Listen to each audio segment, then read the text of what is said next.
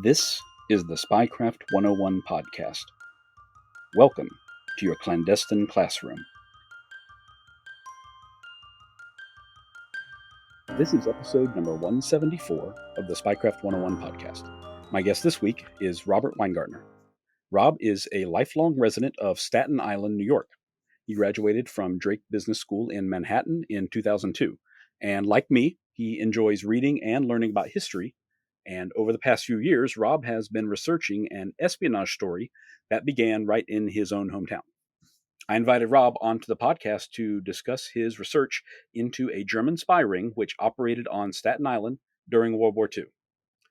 By the way, if you're looking for a way to get friends and family as interested in history as you are, or if you want to learn something new and unexpected every month, then make sure to check out History by Mail. Every month, History by Mail will send you reproductions of famous and influential historical documents from American history. Accompanying the documents themselves are articles which put them in the context of their times and help you understand the impact they had on the course of American life. The topics are widely varied, so you're always learning something new across themes that include historic inventions, American wars, and foreign diplomatic relations. I'm really enjoying my own subscription because it's opened my eyes to historic events I knew nothing about. You can subscribe for yourself or gift a subscription at historybymail.com for as little as $6.50 a month. Just click the link in the show notes of this episode and use the discount code JUSTIN10 for a permanent 10% off your subscription. Rob, thank you for being here. Oh, thank you. Of course, I'm glad to hear from you, and I was glad to make contact with you in the first place, honestly, because this was not a story that I was familiar with, and from what I can tell, very few people other than yourself are familiar with it these days as well. Yeah, it's true. I mean, I was born and raised on Staten Island. I had heard that during World War II there was some German spies who were caught on Staten Island, but I never heard any confirmation as to whether it was true. And Hmm. years later, when the internet became popular, I would occasionally do an internet search and still never really found anything that any kind of German spies were caught on Staten Island during the war. And it's kind of a funny story because what happened was I didn't mention this in my profile, but I work at a cemetery here on Staten Island. And that's basically how I came across the story. A woman came to the cemetery about 8 years ago, and she was looking for graves of people she knew, and she once lived in the neighborhood. And two of my coworkers asked her if she needed any help finding graves. She said she did. So they started helping her, and for some reason out of the clear blue, she told my coworkers that when she was a little girl growing up down the street, her next door neighbor was arrested for being a German spy. Oh, wow. So the two guys that I work with knew I had an interest in World War II, so they came up to me and they said, "Listen, you got to go talk to this woman." So I didn't know what to say to her, so I went over to her and I just asked her if she needed any help. And she said that, she found everything and everything was okay. And then she said the same thing to me. She said that I was just telling your coworkers that when I was a little girl growing up down the street, my next door neighbor was arrested for being a German spy. So I couldn't believe what she said. So I pulled out my cell phone. I said, "What was his name?" And she said his name was DeSpretter. So I Googled it, and sure enough, this story popped up. And I was absolutely awestruck that this actually happened on Staten Island. Because I was born and raised here. World War II is such a popular topic. So many people are into it. But yet I know a lot of people who were born and raised on Staten Island as well. I mean, my mother was born and raised on Staten Island. She was one of 8 kids and she had four brothers. And my uncles were all into World War II and they never even knew that this happened. So I was like really, really awestruck by it. And then what happened was, I'm assuming that woman who said that, I think what happened was she once lived on Staten Island, but then she moved away. And my guess is when she came back to visit and go to the cemetery, it just brought back memories of being in the neighborhood. And that's what Mm-hmm. made her bring up her telling us that when she lived down the street as a little girl, her neighbor was arrested for being a spy. So at the time when she said this, I went home and I immediately started doing Google searches. And that's when I found out that the spreader was actually not even the main guy in the case, that he was involved in a conspiracy with Ernest Lehmitz, who was also from Staten Island, and he lived in a town called Tompkinsville. And he was actually the main guy in the case. He was the main spy. He was the one that was writing the letters with the invisible ink on Hmm. it. And when I started doing this research, I was just completely awestruck by what I was reading on the internet. I couldn't believe this actually happened. And then when I read that he was writing letters with invisible ink, I was I was completely taken aback by that. I had heard of invisible ink, I just never knew it was true. I just thought it was something that they used in spy movies, something that was made up. I didn't know it was something that actually existed. So Yeah, yeah, yeah. as I was doing the Google search, I decided to join Ancestry.com. And at the time, I figured that would be a good way of doing background checks on these guys by joining Ancestry. And at the time, Ancestry.com was having a special where if you joined their website, you had access to another website called newspapers.com. So I thought, well, wow, that's pretty cool. I'll do a search on newspapers.com and see what I could find. And when I did, is when I found out that this wasn't just a local story at the time. It was actually a national story. Hmm. When these two men, when DeSpretter and Lehmitz were arrested on Staten Island in June of 1943 for conspiring to commit espionage for Nazi Germany, it was a major, major news story. Literally went across the United States. And I was just, as you can imagine, I was just completely taken by the story. And I started reading the newspaper articles. And after a while, the newspaper articles were kind of redundant. And that's probably because they were just put on like a wire service, and all the newspapers were just starting to write the same thing over and over. And it was just mentioned that the FBI had arrested these two men on Staten Island for gathering information regarding military ship and troop movement in New York Harbor and putting it in letters with invisible ink and sending it over to German contacts in European countries. And when I started reading this, I, I immediately said to myself, well, they were arrested by the FBI, but what made the FBI suspicious of them? None of the articles were telling you that. The FBI didn't just pick their names out of a phone book and decide to investigate them. There was something that somebody tipped off the FBI. How did the FBI get involved in this? And Hmm.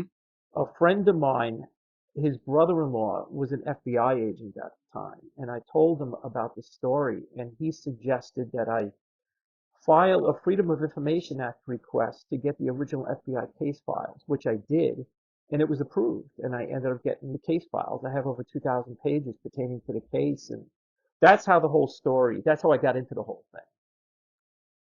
Wow, that's incredibly just serendipitous, honestly, that she showed up on a day Yeah, that you were there and your coworkers overheard yeah. her say that and everything. That's amazing. Yeah. It's kind of like I said. I'm assuming she didn't live here anymore, but Hmm. when she came to visit, it just brought back these memories, and it's just so odd how, like you said, it was just in the right place at the right time, and whoever thought that I'd get hooked onto it the way I did. I mean, here it is, 8, 9 years later, and I'm still researching it. Yeah, yeah. I mean, I certainly understand the permanent draw and permanent allure of this kind of thing for sure, and especially the idea that it was virtually unknown and it happened right down the street from me, or right Yeah, down the street from you. In this case, of course, like yeah, that really just it kind of colors your perspective on your own life in a way. I would imagine your yeah, hometown and everything. yeah, By the way, Rob, I love that you mentioned newspapers.com. Honestly, that has been such a wonderful resource for me. And I think it's like $150 a year for the paid subscription. And I have certainly gotten my money's worth out of that over the past couple of years. I'm on that site almost every day looking at different stories and just amazing what you can find. Just like you said, spread all over the country, stuff that most people have otherwise forgotten these days. yeah. Sure, it's a great site. So was Ancestry.com. It's amazing how much research I found on it Oh, I too. believe it. I believe it. So, regarding Lemmitz and DeSpretter, were they already residents of Staten Island when they began, or were they like sent there because of the wartime activity? Like, how did this actually begin for them? Yeah, okay. Lemitz actually came to America in 1908. Um, he began working, he was 22 years old, and he came to America in 1908, and his uncle ended up getting him a job at the German consulate building in New York City. And when World War One broke out, that was the end of the consulate building. He ended up doing clerical work at a rubber factory in New York City. And he had that job up all the way until 1938. But in between that time, in 1921, he purchased the house on Staten Island, 123 Oxford Place. He actually had the house built. And he had gotten married in the meantime. He got married to a woman who was a little bit older than him. And he never had any family, never had any kids. And then in 1924, he became a naturalized citizen. And he would occasionally go back and forth to Germany to visit family. And in 1938, he went back to Germany to visit family. And a year later, the war broke out in Europe in 1939. And then in about 1940, he filled out an application to return back to the United States. And a man named Simon wrote him a letter. At the time, Lehmitz was staying in Bremen, Germany. And he received this letter from Simon asking him to appear, to show up at a place in Hamburg, Germany, called Becker and Frank. And he said that he wanted to speak to him about something. So Lehmitz went to Hamburg, Germany, and he met this man Simon at this place called Becker and Frank, which was obviously a front. And when he went in there, he met Simon, the man who wrote him the letter, and Simon told him that he could speed up the process of his application to get back to America, but that he wanted him to do something for him. It turns out that Simon worked for German intelligence, and he was familiar with what was going on in the New York area, in particular on Staten Island, from what I understand. And he told him that if he didn't help him, that his family in Germany would be in harm. So Lehmitz didn't really have much of a choice here. So he told him that he wanted him to go back to America and do spy work. And he ended up going back to America in the spring of 1941. And when he went back to America, well, before that actually, he went to the spy school for a few weeks, and Simon taught him how to use invisible ink. And he told him exactly what he wanted him to do. He told him he could use newspapers to get information. He also told him he wanted him to try and get a job at one of these shipbuilding companies on Staten Island, which at the time was all dedicated to the war effort. Mm-hmm. And he also told him that he showed him how to use the invisible ink. And he went over it with him. And this took several weeks to do. And in the spring of 1941, he left Germany and he took a plane to Lisbon, Portugal. And he stayed in Portugal for about a week or two. And then he took a ship from Portugal to New York. And he came back to America in late March of 1941, after 3 years. His wife stayed here in America. And when he came back in the spring of 1941, he immediately began doing his espionage work. He began doing he began searching the areas and looking at all the shipbuilding companies on Staten Island. And one of them was Bethlehem Steel, which was very big during the war, as you probably know. They were building destroyers on Staten Island at Bethlehem Steel, and they employed like 10,000 people. And I think they had 3 8-hour shifts. They were working around the clock. I think they produced over 40 ships to the war effort during the war. Wow. Most of which were destroyers. And he was friends with a guy named Richard Winter who lived on Staten Island. Unfortunately, not much is known about him. But apparently he felt very comfortable with this man Winters, and I believe Winters was German as well. And he told Winters about his espionage work and what he was doing. And Winters told him that he knows somebody who may be able to help him. He's married with 4 kids and he's having financial issues, and he also lives on Staten Island. And it was Erwin DeSpretter who he introduced him to. And that's how Lehmitz and DeSpretter got to know each other, was through this man, Richard Winters. Okay, I see. And he told He told Erwin DeSpretter what he was doing, and then DeSpretter agreed to help him for a fee. Lehmitz would pay him for his work. And that's how he got to know Lehmitz. That's how Lehmitz got to know DeSpretter. They did not know each other before that. Okay. But So, DeSpretter was also from Germany. He fought in the German army during World War One. And he came here in the early 1920s. He came in, not much is known about DeSpretter. He's a little bit of an enigma. His real name was not DeSpretter, it was actually Consulate. oh, wow. And I could not figure out why he changed his name to DeSpretter. His mother's maiden name was Spretter, and then he added the DE to it and changed it to DeSpretter. But it's not known why he did that. Hmm. I'm not the best at this, but that to me sounds more like a Dutch name than a German name. Was it possibly to hide the German origin, you think, or am I just way off base there? It could be. It could be. I can't figure out why he did it. There's no mention as to why he did it. They Okay. did find out that his real last name was Conzelman, but for some reason he changed it to Display. He may have had a personal reason for doing it. Who knows? Maybe because he came to America in the early 1920s and having a German last name just he figured would be better using a different name. Mm. I don't know. Don't know for sure. Yeah, that's interesting to think about. Yeah, I'm not really sure what the climate was post World War One and that area. I definitely know that there was an enormous German immigrant population on that in that part of like New York area there because we've Yes, discussed there that before was. with the World War One sabotage that was going on and Black Tom Island and that sort of thing. That's come up before on the Yeah, podcast. yeah, that's very true. There was a very high population of German immigrants living in this area on the East Coast, and it goes back to the 1800s, as a matter of fact. Hmm. But there were a lot of German people living on Staten Island. I got you. I got you. So Lemitz was able to recruit DeSpretter then. So I take it that that means that DeSpretter did not have the same espionage training that Lemitz had received in Germany before he came over. No, not that I'm aware of. Okay. As far as I know, he had no training whatsoever. But he did this, as a matter of fact, it turns out most of the information that Lemitz wrote in the letters he got from the spreader. The spreader used to take the Staten Island ferry boat, and so did Lemitz, and he would go across New York Harbor and he would report anything he saw or where he got all of his information from, not sure, but he told Lemitz that it was from, observing the area. Hmm. And Lemitz at the same time was doing the same thing. And he would give the information to Lehmitz, and then Lehmitz would write it in the letters. Hmm.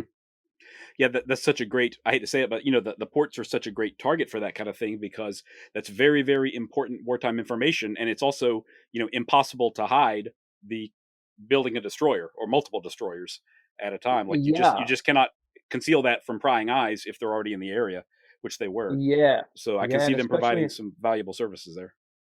yeah, and especially on Staten Island. On Staten Island, between that part of Staten Island and Bayonne, New Jersey, is a body of water known as the Kilvan Cove. And on the Staten Island side, they had tons of dry dock companies and shipbuilding companies on Staten Island. So, and a street called Richmond Terrace ran along that area. It ran like parallel with the Kilvan Cove. So at the time, that area was very bustling with people. They were all over the place. You had the thousands of people who worked at these shipbuilding companies and these dry dock companies. And you also had Navy men here too, because the ships were docked here, and they would do repairs on ships that were damaged during battle Hmm. here on Staten Island. Oh And wow. besides building ships, besides building them. And then you had all the Navy men here, and you had merchant seamen here. So it was really a great area to do espionage. It really was. And you also had in Brooklyn, you had the Oh Brooklyn sure. Navy Yard was building ships as well. So, and plus too, one of the things that they would do, although it wasn't as popular as the newspapers made it out at the time, going along Richmond Terrace, there were all of these bars and restaurants. And, and like I mentioned, when these workers would get off of work, they would frequent these bars and restaurants. And so you had Navy men in there, and you had people that worked at the shipbuilding companies there. And you never know what you're going to hear. It's a great place to eavesdrop on conversations. And he would go along Richmond Terrace, and he ended up getting a job in one of these restaurants, Cuff's Restaurant. You never know what you're going to hear. Loose lips sink ships, as they say. So, It's just what I was thinking. so Yes. and at the time during World War II, as you probably know, there were all kinds of posters that were made that were in store windows or in the windows of restaurants. I know it was in Cuff's restaurant where Lehmitz worked. They're reminding people, you know, you know, be careful what you say. You never know who the enemy is. You know, Hmm. you could be talking to somebody at a bus stop or sitting next to somebody in a bar who may sound like they're just as American as you, but you never know. Hmm. You never know. There was spies all over America during the war. One thing I didn't realize was during World War II. I mean, when we think of World War II, we think of all the famous battles. You know, you think of Pearl Harbor, you think of the Battle of the Bulge, you think of all these famous battles. But of course, we all know that in America there was a tremendous war effort going on. They were building ships here and the jeeps and tanks here. But the FBI had their hands full in America during World War II. There was spies all over the United States, and Yeah, they were worried absolutely. about spies, and they were worried about sabotage. Hmm. So You know, on it was that big, note, big concern. yeah, no question about it. Everyone either was aware or should have been aware. So how long were they able to keep up their activities for? And did they have any close calls They before they were actually caught? No, they didn't have any close calls. Levitt started doing his espionage once he got back to America in March of 1941. And he began doing his espionage work and writing his letters. And the way it worked was Lemitz would gather his information, he would put them in letters. And when he was in Germany and he was recruited by Simon, this man Simon gave him the names and addresses of 3 contacts to write to. And they were in Portugal, Spain, and Switzerland, which were all countries that were neutral from the war. And he would write his letters. And the way it worked, I hope I can explain it without it sounding confusing, but he used up to 8 different aliases in his letters. Most of the aliases were used on the envelopes of the letters. And he would take these names and addresses of the different aliases from a New York City phone book. And what he did was he would write his information with invisible ink on one side of the letter in German. And then on the other side of the letter, it would be all innocuous information. He would type it in English, and it would just be things like how nice the weather was and how the Americans would prevail in the war and they're going to end up whipping the Germans or whipping the Japs, sounding all pro-American. And what happened was he ended up using these different aliases, and his first letter was intercepted in January 1942 by the British Imperial Census in Bermuda. And at the time, British intelligence knew that there were spies communicating with each other through writing letters. And they would use invisible ink, which they were aware of. They would have something called microdots as well. Hmm. Microdots and also secret codes and messages in letters. So it turns out the first 14 letters, I believe it was, that he wrote actually got through. And then he would number all of his letters, 1, 2, 3, 4. And letter number 15, I believe, was the first one that was intercepted by the British Imperial Census in Bermuda. Hmm. And they noticed the invisible ink writing on the letters. And they immediately had somebody in Bermuda. There were hundreds of people who worked there. Actually, as a matter of fact, the number of people is between 800 up to like 1,300 people who were in Bermuda sifting through all this mail. And they were looking for things like this. They were looking for any kind of secret codes or messages. And they intercepted his first letter in January of 1942. And the last letter was intercepted in April of 42. And I think they intercepted 12 letters total. And they knew by the handwriting on the letters, which was all hand printed, that it was all written by the same person, Hmm. even though he was using many different aliases. But the one name he used most common was Fred Lewis. Fred Lewis was always the name he used on the invisible ink part of the letter. He would either use the name Fred Lewis or the initial FL. So On the outside of the envelopes, he did use the name Fred Lewis one time in a return address on the envelope, but he also used Sam Smith, Thorwald Sorensen, Fred Sloan. He used a whole bunch of names. And when they intercepted these letters over this 3-month period, 4-month period in early 1942, it took another 14 months before they actually, about another 12 months before they actually were able to identify who it was that wrote the letters, Oh, wow. and another 14 months before they actually arrested him. My gosh. Yeah, in the middle Yeah, of the war, that's a huge amount of time. I don't want to say lost, yeah, but I'm sure that they felt under a lot of pressure to figure out who this was.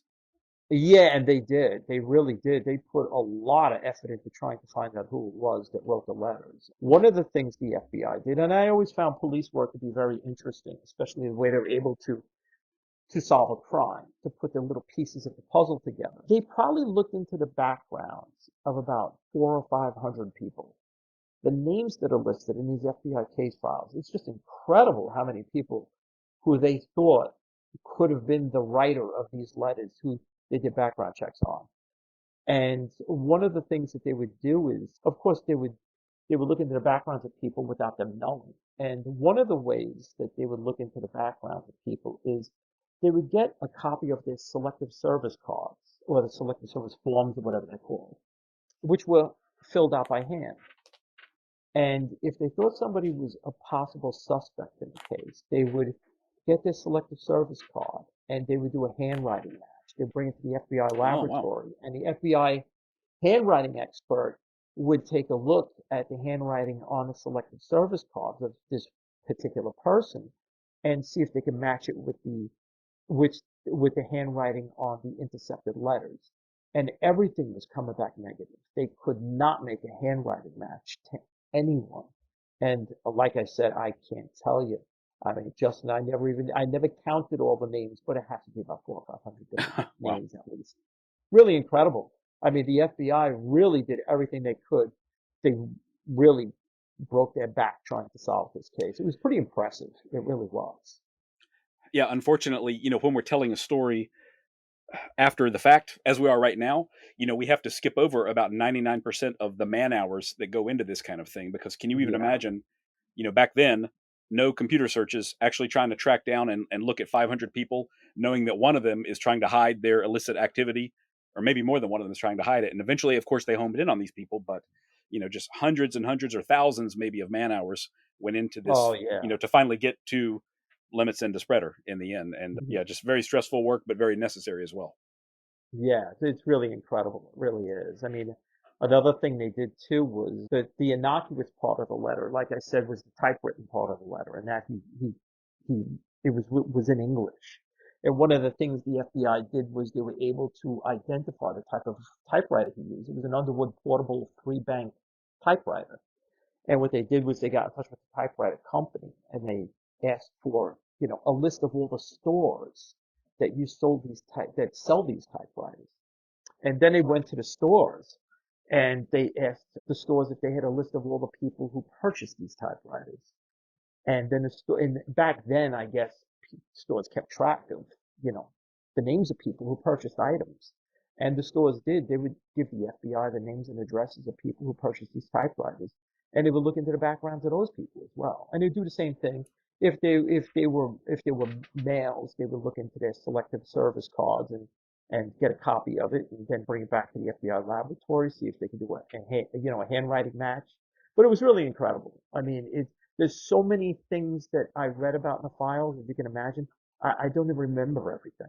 It's, you have to look back at the files again to remind you of what other things they did as well. But Hmm. that was an interesting thing too, was the typewriter. That was interesting. Yeah, it's amazing the level of analysis, and what we would think of right now is very crude, but it was the only methods that they had, and ultimately it worked. So once they had this narrowed down to these suspects, how did they actually determine that they were committing espionage? Like, what was it that gave them away in the end? Well, they were able to, you mean, how did they know it was Lemons and, Right. and Spreader?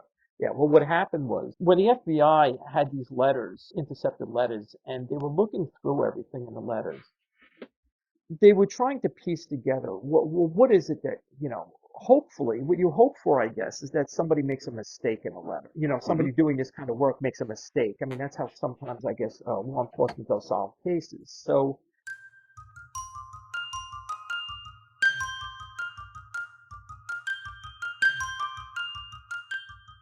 Before we go on, I want to tell you all about a new podcast from Tenderfoot TV called To Die For.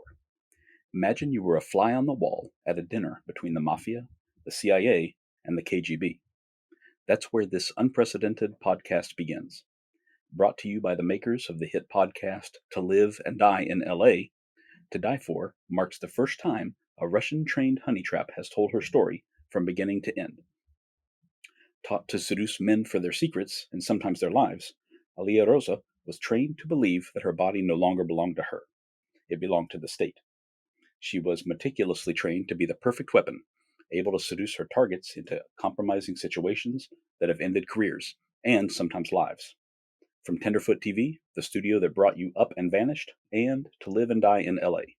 Make sure you check out To Die For, available beginning on March 26th, wherever you get your podcasts.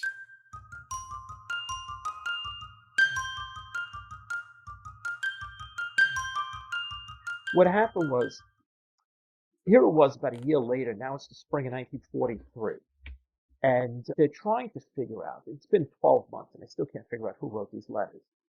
And what happened was two FBI agents, Agents Meadows and Combs, they looked at one of the letters that was intercepted, and it was actually in the typewritten part of the letter. It was in the innocuous part of the letter.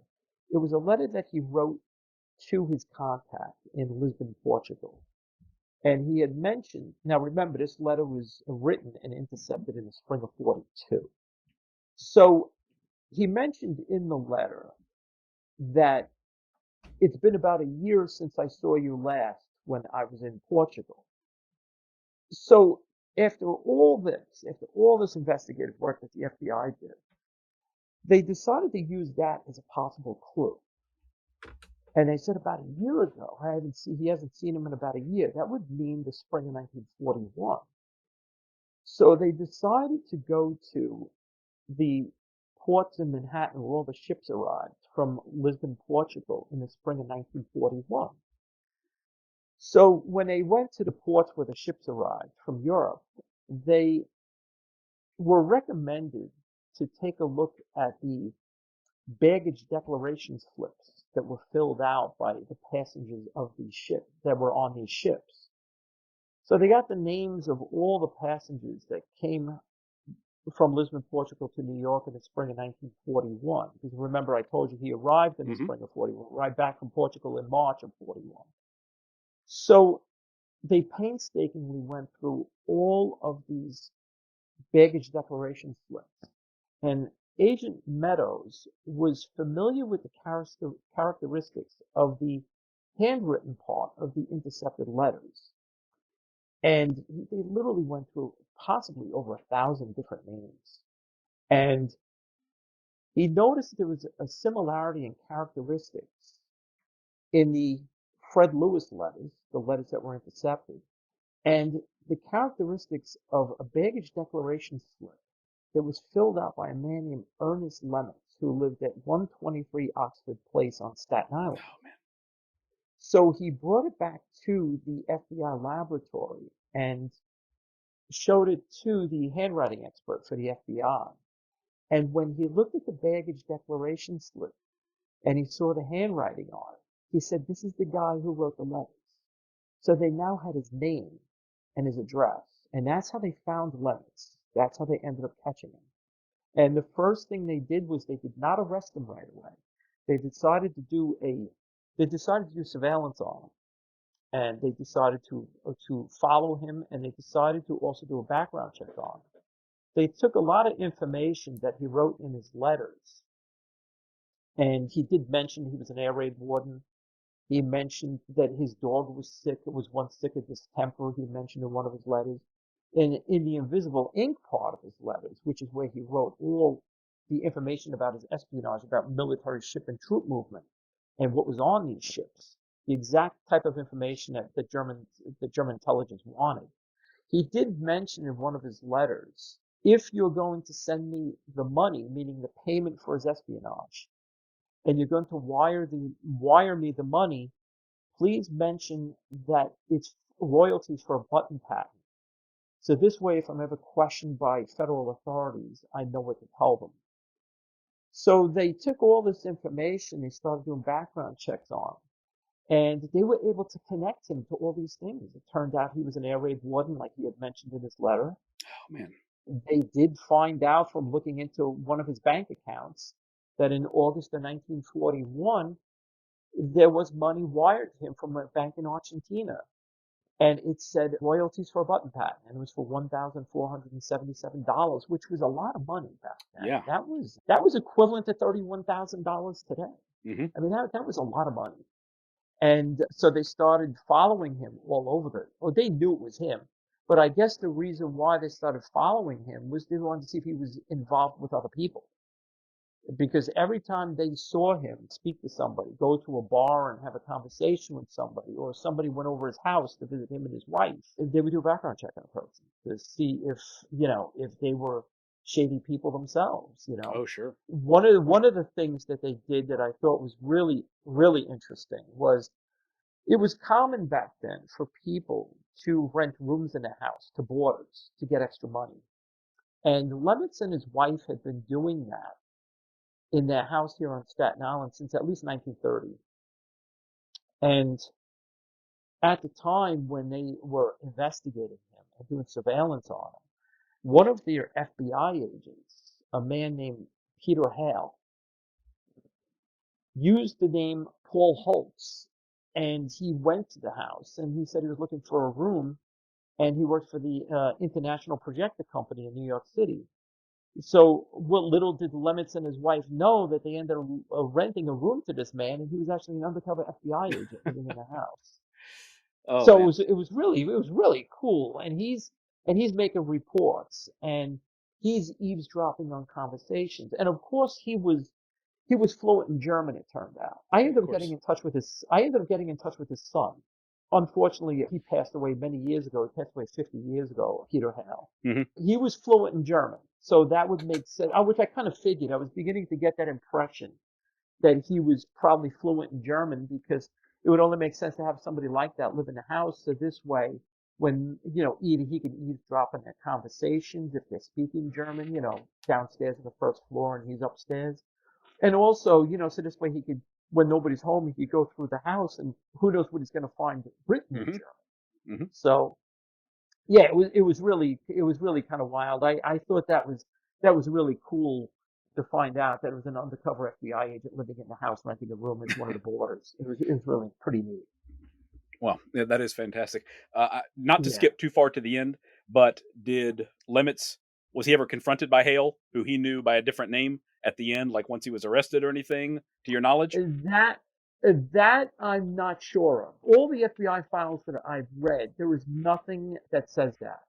Nothing that mentioned that he was, nothing that ever mentioned that that Lehmitz found out that, the rumor Paul Holtz was actually an undercover agent named Peter Hale. No, as far as I know, I never found that out, but there is one thing I do remember. I saw this on the internet years ago, and I can't find out where I found it. It was like an old magazine that was written in the 1940s. And this magazine wrote an article about the Lehmitz case. And for the life of me, I just can't figure out what magazine it was. But somebody had downloaded it. It was on the internet. And it was one of these magazines like a Reader's Digest. It was filled with all different stories. And one of the stories that I remember reading was this man that worked for the magazine said that he was headed to Staten Island to do an interview with a neighbor of Lehmitz about his arrest. And when he arrived at the house to interview this woman, it just so happened that Lehmitz's wife was there, and he had already been arrested. This is right after a couple of weeks after he was arrested. And Lehmitz's wife was there, and this man overheard them talking in the living room. And he overheard Lehmitz's wife say, somebody in the house had to have been an undercover agent to find out some of the things that came out. Oh, wow. And yeah, that I thought that was kind of funny. But Hmm. yeah, Lemitz's wife did suspect that there was somebody living in the house that was an undercover agent. Gotcha. But Gotcha. to my knowledge, it was never brought to his attention exactly who it was that did it. Okay. I see. I guess if he was doing undercover work, I guess they would probably keep his name a secret Hmm. anyway. Man. So does that mean then that Hale was just there for like a couple of weeks or something like that? Or, I mean, was he like a month He long term? was there. I believe he was there for like almost 2 months. Oh, wow. He Okay. was there. I think he was there from early April of 1943 up until the arrest in June 27th of Hmm. 43. Okay. Yeah, he played a significant role in the case. And when I ended up getting in touch with his son, Joseph, a couple of years ago, I told his son what I was doing, and he was all excited because he was a young kid when his father died. His father died in 1974, and he was only 11 years old. Oh, man. He didn't know much about his father, but he knew he worked for the FBI at one time, and then he worked for the CIA after that. Hmm. And when I told him what I was doing, he was all excited. He goes, I always knew my father. He did a good deed for his country. And, it was really nice to hear how excited he was about his father. Oh, I'll bet. And he was especially excited about what I was doing too.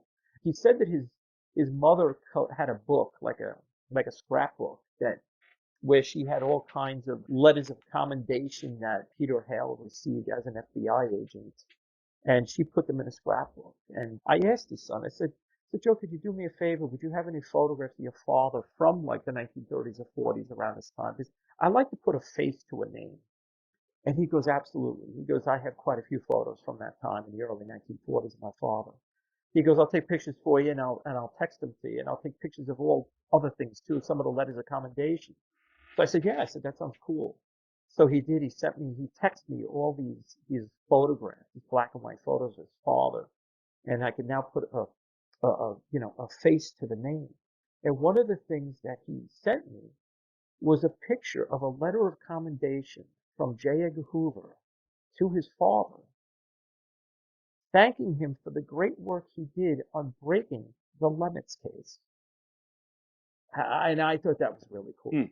I thought that was really neat. Yeah, that's a tremendous feather in the cap, and that's so great that you could kind of shine some light or shed some light on his father's accomplishments for the son who hasn't seen him, of course, in close to 50 years now. So I know Yeah, that had to be yeah. wonderful for him.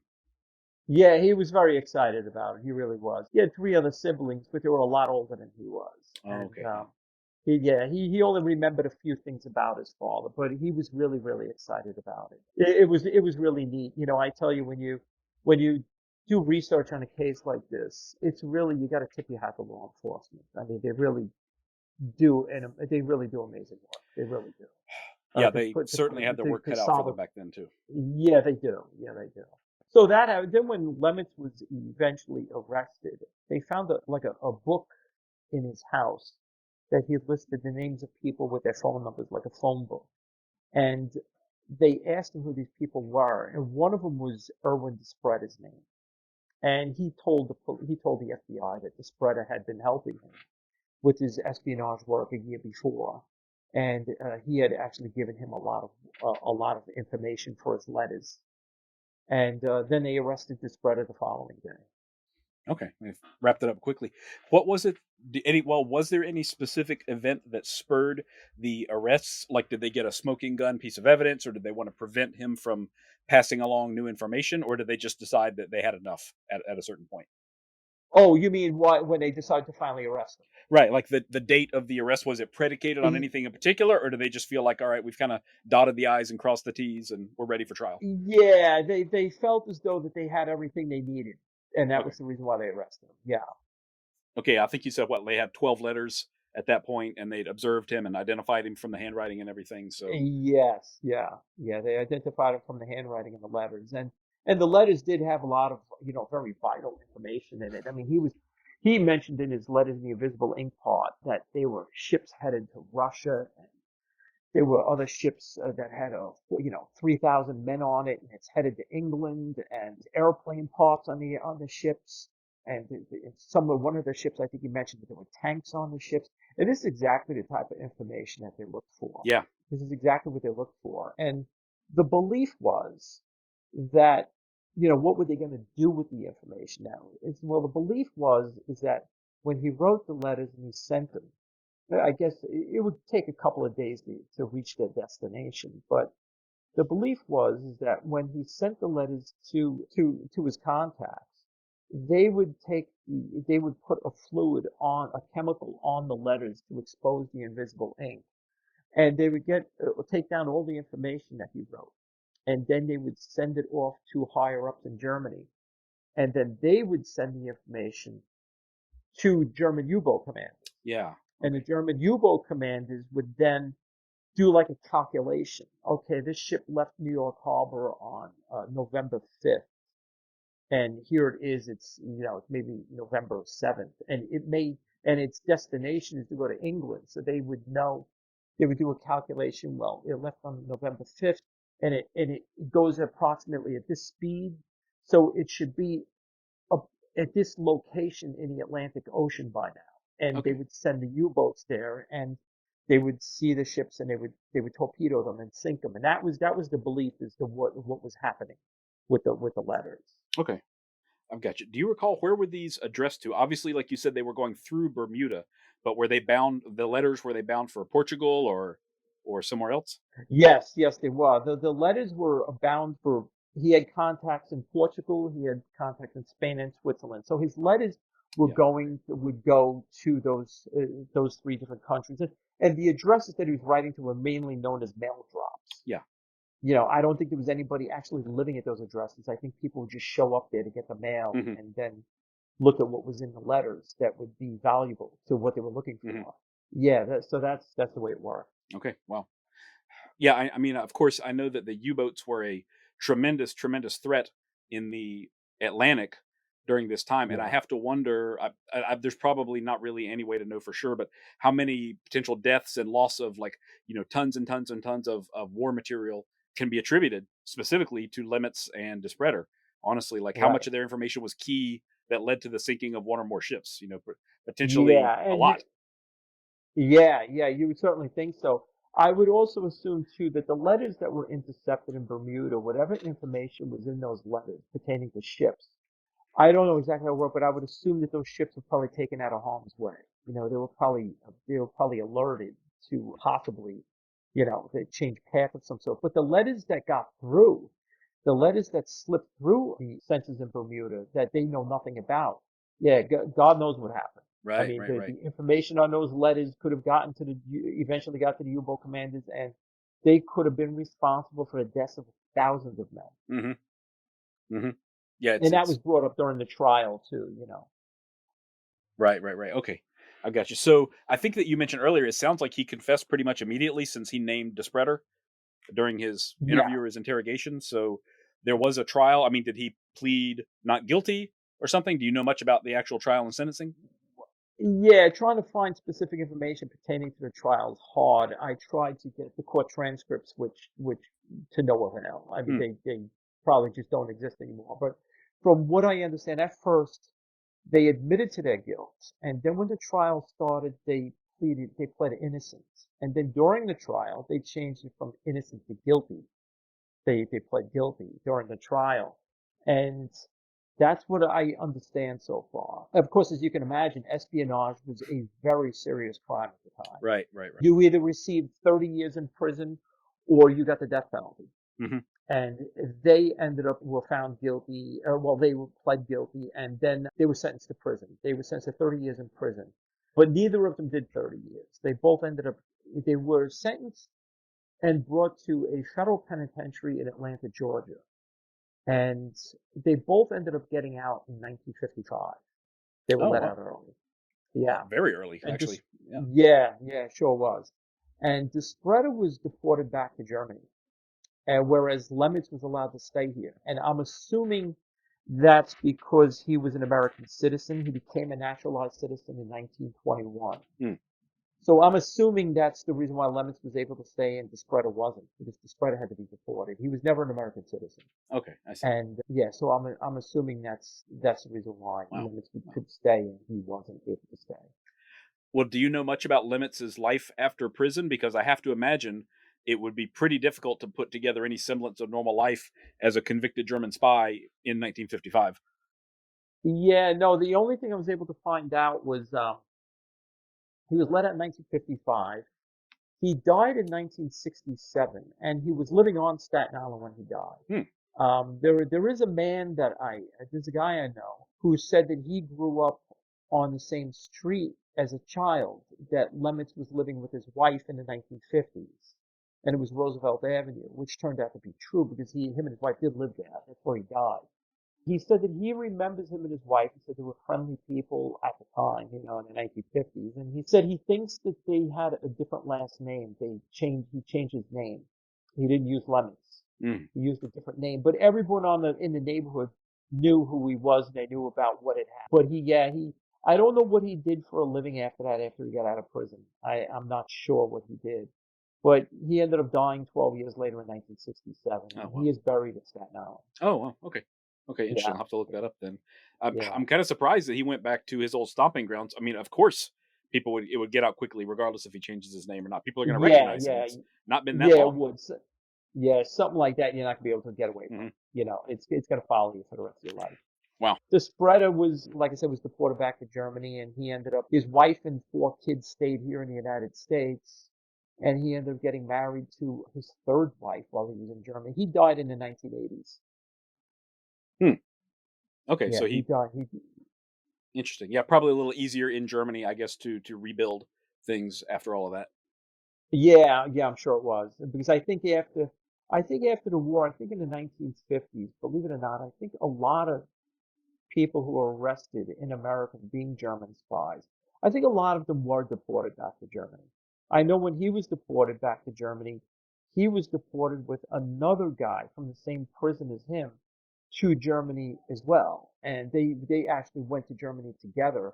And that man was arrested for being a German spy as well. Oh, So wow. I guess in the 50s they were just, shipping people back there. I'm not Yeah, sure. yeah, interesting. That actually makes me wonder: were they housing a lot of those guys in the Atlanta penitentiary you mentioned, or are they just spread out all over the country? Like, are they connecting with each other in prison at that point?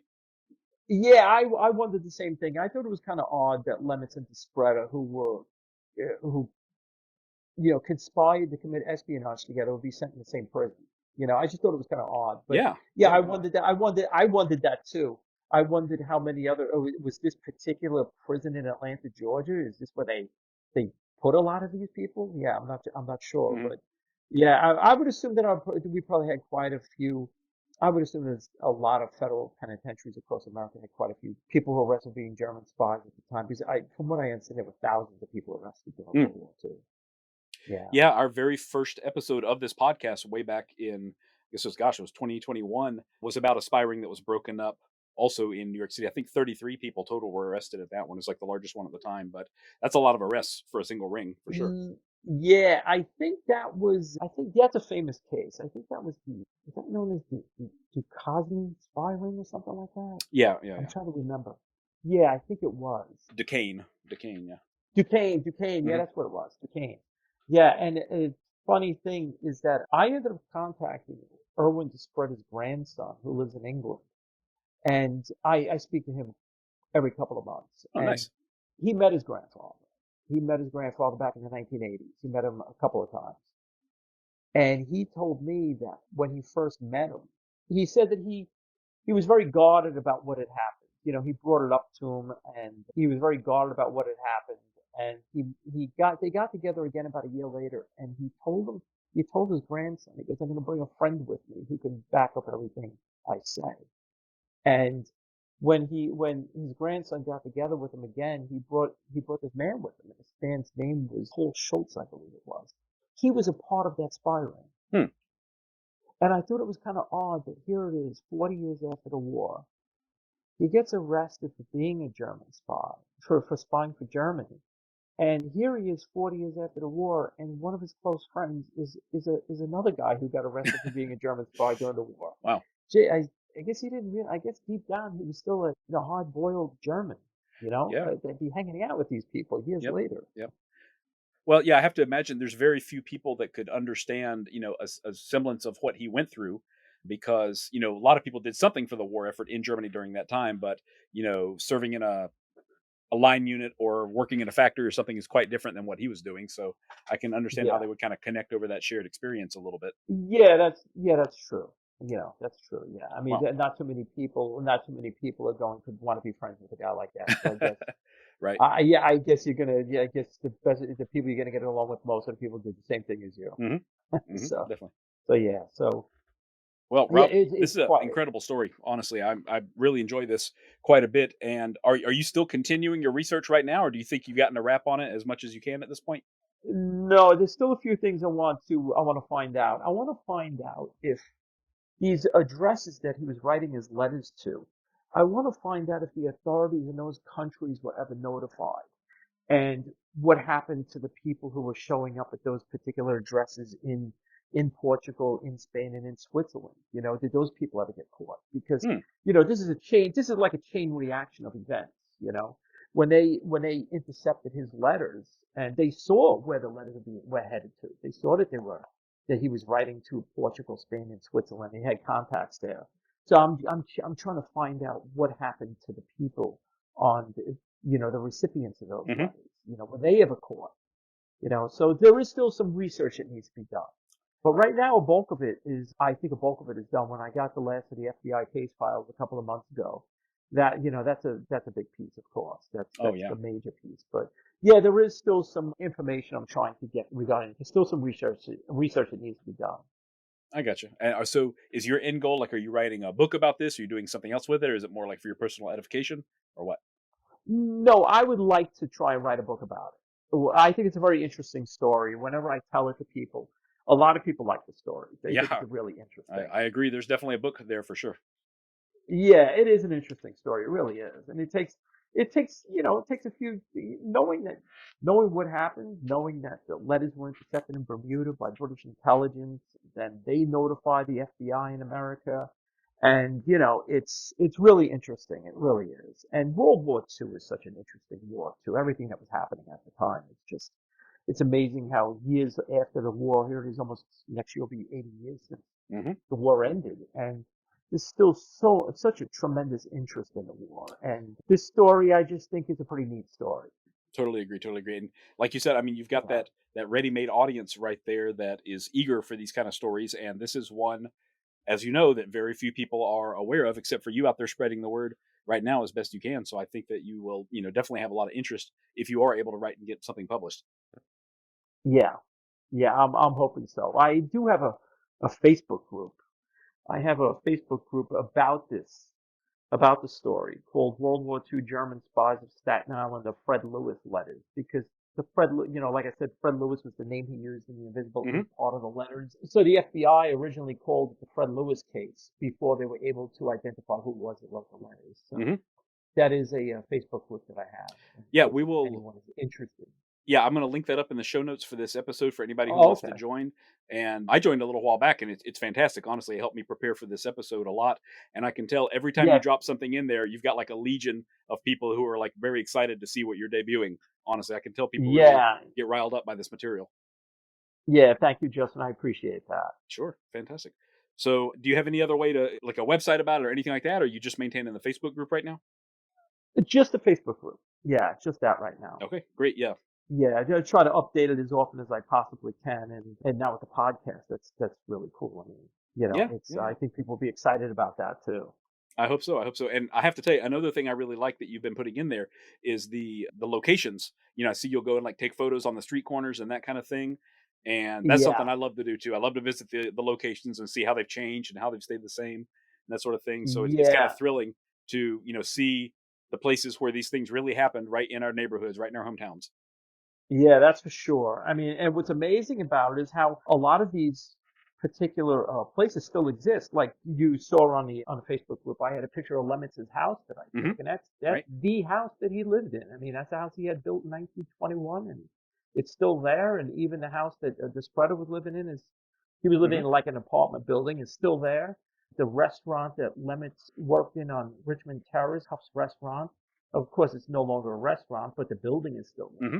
It's a lot of the original locations is still there. Yeah. It's pretty amazing.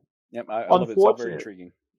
Yeah, unfortunately, the old Bethlehem Steel, where they were making the destroyers during the war, that is a huge building that's on Richmond Terrace. But unfortunately, I just found out that in January of next year, they're knocking it down. Oh man. That's not going to be there. Yeah, it's not going to be there anymore. But yeah, it's what an amazing story. And the other thing I wanted to mention too, I think I didn't leave this out, where on Richmond Terrace, where all these shipbuilding companies were and the dry dock companies, one thing that Lehmitz did not know, and nobody really knew this until about 25 years ago, was right next to the Bayonne Bridge, which connects Staten Island to Bayonne, New Jersey. During the time that he was doing spy work, there was actually a company there, and I forgot the name of the company. It was a place where they held uranium ore. And it turned out that, of course, nobody knew this at the time. The uranium ore that was stored there was eventually used on the atom bombs that were dropped on Hiroshima and Nagasaki in 1945. Oh wow. Wow, And very cool. here it was right under Lemitz's nose, right in the area where he's doing espionage. And whether he would have known what that would have been used for, I don't know, but I'm sure German intelligence would have likely have known something like Oh that. They yeah. might have had an idea of what it was going to be used for. Right, it was right during the time he was doing spy work. It was right there on Richmond Man, oh Terrace. man. And yeah, right under his nose, and nobody ever knew it. That wasn't known to people until about 25 years ago. I forgot how, I think our local newspaper found out about it and did a big story on it. Wow. Wow, wow. That's fascinating. Yeah, pretty cool. Yeah. That actually, I'm so glad you brought that up. I almost brought up a little bit something related to that. So it kind of spurred my memory. A year or two ago, I interviewed a woman, and her father was an OSS officer in the Congo. And he was one of the guys who facilitated kind of the locating and the purchasing and the transport of the uranium out of the mines in the Congo. And Wow. meanwhile, the Germans were also trying to get uranium for their own project. So, a very little known but extremely critical aspect of World War II taking place out in the middle of the Congo.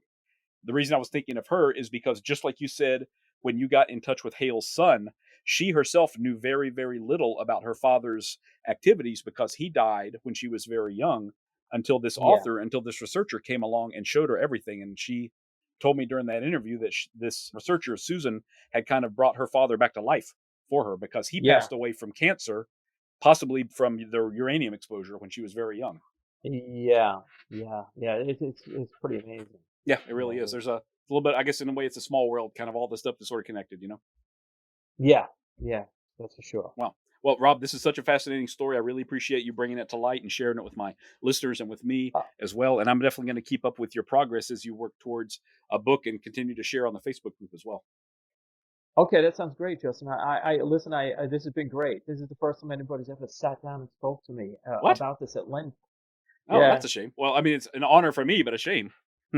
yeah, yeah. I've told it to a few friends. A few friends I know. Well, other than the newspaper a couple of years ago, I think I sent you the link Yeah, to yeah, that yeah. article. I did But see that yeah, article. Yep. but this is the first time I've ever really sat down for this long and spoke about it to somebody. So it's pretty cool. Great. Well, I feel very honored, and it's been a very exciting story for me also, mostly. So thanks a Yeah. lot. I really See. appreciate your time, Rob. Okay, Justin. Thank you. Take care. Take care. If you're interested in more of Spycraft 101, look for my page on Instagram at Spycraft101. You can also find more great articles on my website, spycraft101.com. Thank you all for listening, and I hope you'll stick around because there's lots more to come. Disclaimer: this podcast is for entertainment purposes only. The stories and statements expressed herein are experiences and opinions. They may not reflect the views of the host or the production studio. It's okay if you disagree with our content. No piece of media is right for everyone. If you love Spycraft 101, please check us out online, on Instagram, on YouTube, and especially on Patreon. Thank you for listening.